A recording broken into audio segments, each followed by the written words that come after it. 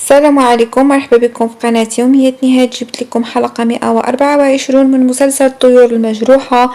أحداث شيقة. عمر غادي يخبر كنان أن مريم ما كتبغيش تحسين، وغادي تكون حلقة جد شيقة. خليكم كنان غنشوفو جالس كيشوف التلفون ديالو، شاف أن مريم تأخرت عليه، ما جبتلوش عمر، وبقات مريم ملهية. وكاين كيقول دابا هادي ساعة فاتت ومازال ما جابت ليا عمر، اش غادي ندير؟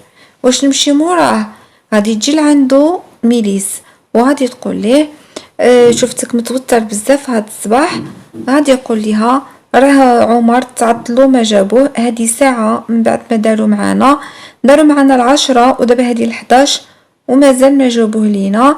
انا خايفة على عمر تكون واقعه له شي حاجة، داك الراجل ما كنحملوش وما كنثقش فيه. وداك الوقيته سمية تقول لولدها غير تهدن، راه ما كاين حتى شي حاجه، غادي يكون غير ناضو في الصباح معطلين. ولكن كينان غادي يقرر باش يمشي لعندهم للدار، وغادي نشوفوا انهم مازالين هكذاك مريم وتحسين كيفطروا عمر. شويه غادي يكون كينان جا لعندهم كيدق في الباب، عرفوا ان تحسين عرف ان كينان هو اللي غادي يكون جا. ومن بعد غتقول له مريم انا غادي نمشي نفتح الباب نشوف شكون اللي جا. قال له اكيد العائله ديك القصر فين كاين كينان غادي يكونوا جمعوا بعضياتهم كاملين وجاو.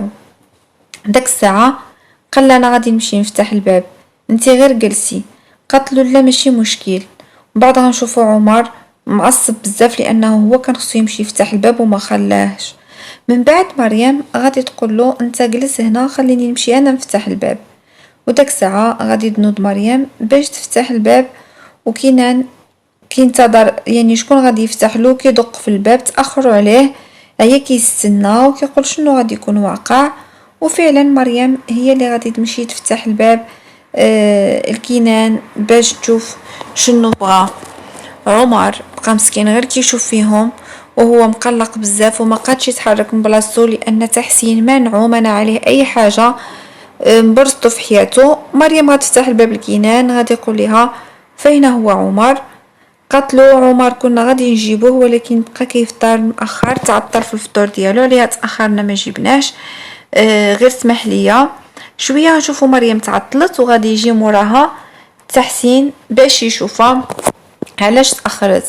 داك ساعه تحسين غادي يقول لكينان حنايا كنا غادي نجيبو عمر وانت جيتي مزروب، ولكن يلا الدخول ما تبقاش في الباب. قال له كينان واش عمر واجد ولا لا، يعني واش جاهز باش ناخدو معايا؟ انا جيت غير باش ناخد عمر. من بعد غادي نشوفو ان عائشه كتقد حالتها وكتقول دابا كيفاش غادي يكون جميل، كيفاش غتكون الحاله ديالو. بقات كتفكر فيه وكتفكر اللحظات اللي كانوا قضاوها هي وياه زوينين، وكتقول مسكين جميل عطانا الدار وهو علم الله فين مشى، وبقى البال ديالها مشطون من الجهه ديالو. وغتمشي عند ماماها غتقول ليها انا غادي نمشي نتقضى نجيب شي اغراض، شنو بغيتي نجيب لك في يديا؟ صافيه غتقول ليها ما بغيت حتى شي حاجه وانت ما غاديش تخرجي، غير كوني هانيه هنا غادي تبقى. صافي داك ساعه غادي تبقى هكذاك عائشه في الدار، وغادي نشوفوا ان تحسين غادي يطلب من كنان باش يدخل يشرب معاهم الكاس ديال القهوه. غادي يقول له حشومه جيتي عندنا حتى للدار وما دخلتيش تشرب كاس ديال القهوه؟ لكن ما غاديش يبغي. غادي يقول له انا جيت باش ناخد عمر، ما جيتش على اساس القهوه او على اساس الضيافه. من بعد كينان غادي يقول له عفاك جيب لي عمر لان خصني نمشي في حالي من هنا. تحسين بدا كيقول له راه عمر عنده حق باش يجلس مع الاخت ديالو، وهو عاجبو الحال باش يجلس هنا. واش انت باغي تاخدو بالزز؟ راه الزوجه ديالي الاخت ديال عمر ويجلس معاها شحال ما بغا ديال الوقت، وهادشي هذا ما عندكش حق انت تمنع البنت مع يعني مع الولد مع الاخت ديالو، ما خصكش تمنعهم. هادشي هذا راه ماشي معقول، وحشومه عليك دير شي حاجه بحال هكذا. داك الساعه غادي نشوفوا ان تحسين غادي يقول لكينان بلا ما تقلق عمر راه بخير والصحه ديالو جيده وهو عاجبو الحال هنا معانا. داك الوقيته قال له انا غادي نعيط لك عليه وغادي يجي غير دابا، ما تقلقش، غير انا بغيتك تشرب كويس ديال القهوه معنا عاد تمشي في حالك من هنا. داك الساعة بدا كيقول له كينان لا انا ما بغيت حتى شي حاجة، وعمر الا بغى يجي عند الاخت ديالو يجي لعندها، ما عندي حتى شي مانع. مريم بقات كتشوف وقالت لكينان ندخل نصاوب لك كاس ديال القهوة، غادي يقول ليها لا. داك الساعة تحسين عيط لعمر، بدا كيعيط له باش يجي لان عمر كان جالس في بلاصة بعيدة، ولكن بدا يعني كيستناو حتى يجي لان ما كانش قريب عليهم. وبقى هكداك تحسين كيستفز في كينان وكيقول له باي وقت بغى يجي عندنا عمر يجلس معنا ويبقى معنا ما عندنا حتى شي مشكل. وبقى كينان هكداك غير ساكت ما كيقول له حتى شي كلمه لانه كيحاول يستفزو.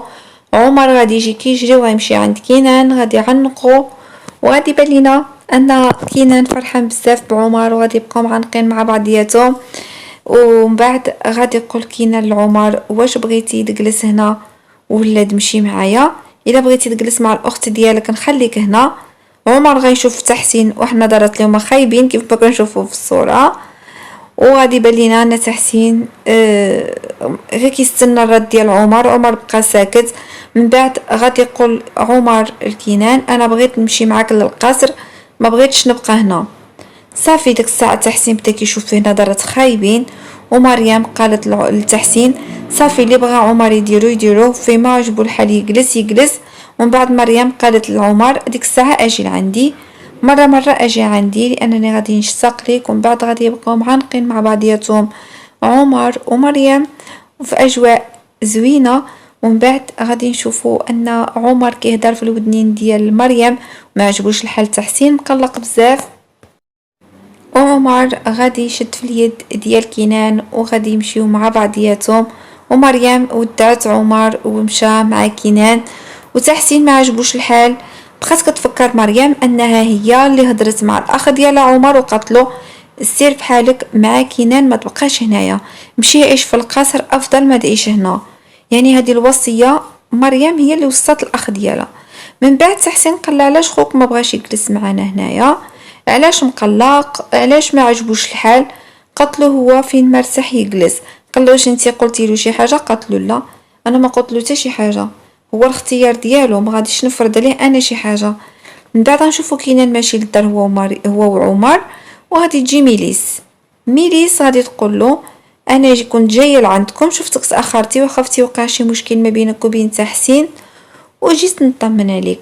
قال لها انا بخير الحمد لله ما كاين حتى شي حاجه ما كنتيش تعذب راسك.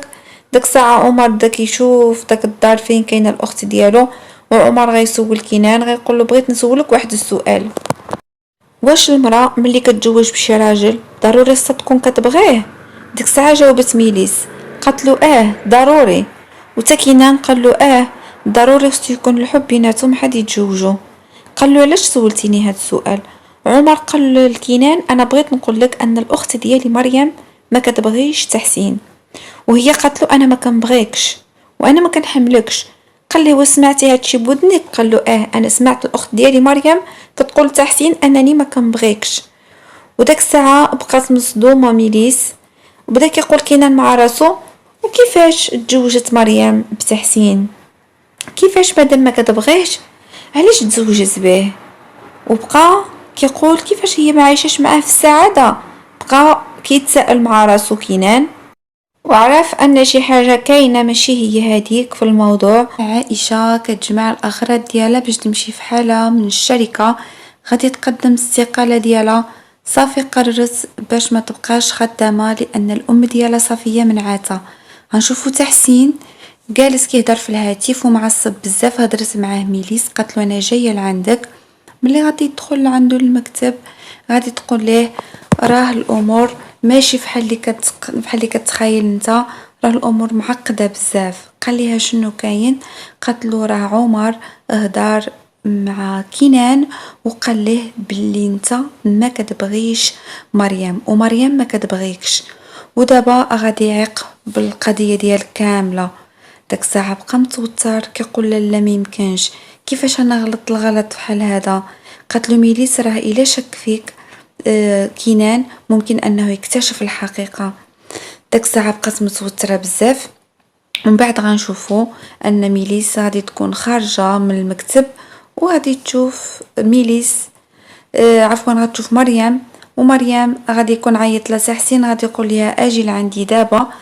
الوقت اللي غادي تكون داخله مريم عند حسين غادي يشوفها كينان ويبقى كيشوف فيها، وحتى هي بقات هكذاك مستغربه كتشوف فيه، وبدا كيقول كينان مع راسو كيفاش هاد الزواج اللي قال لي يا عمر، الزواج ديال مريم وتحسين ماشي هو هذاك، وما كيبغيوش بعضياتهم، كيفاش تزوجوا؟ وفي هذا المشهد غادي تنتهي الحلقة اللي جبت لكم من مسلسل طيور المجروحة. نتمنى أن هدنا الإعجاب ديالكم. شكرا لكم على المتابعة، دمتم في رعاية الله وحفظه، وإلى اللقاء.